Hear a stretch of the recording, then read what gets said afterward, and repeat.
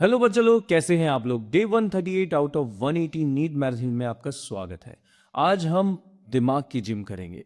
Gym में muscles बनती है ना, जब आप थक जाते हैं और फिर भी एक रैप और लगाते हैं।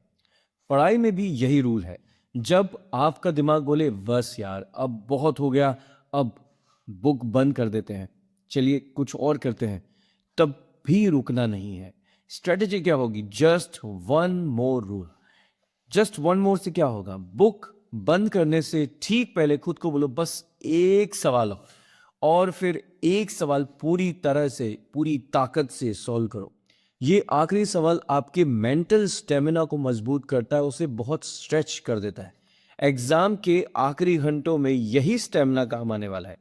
सब्जेक्ट ट्रिक पे आते हैं। फिजिक्स ट्रिक, वेरिएशन ऑफ जी यानी ग्रेविटेशन।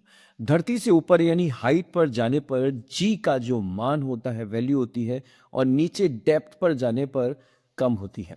पर तेजी से कहाँ कम होती है ये समझते हैं। फॉर्मूले में 2h था या सिर्फ d था? इसके लिए क्या ट्रिक हो सकती है? ऊपर डबल खतरा है, बस ये याद रखो, ऊपर जाना ज्यादा खतरनाक है।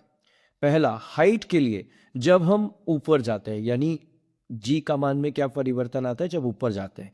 फॉर्मूला याद करने की जरूरत नहीं है, बस ये लाइन बोलो, नया जी बराबर असली जी इंटू 1 - 2h/r।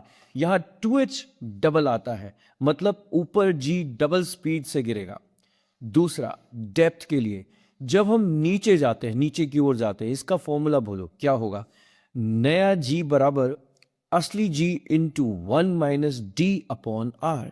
यहां सिर्फ डी यानी सिंगल आता है, कोई दो नहीं, मतलब नीचे जी स्लो गिरेगा।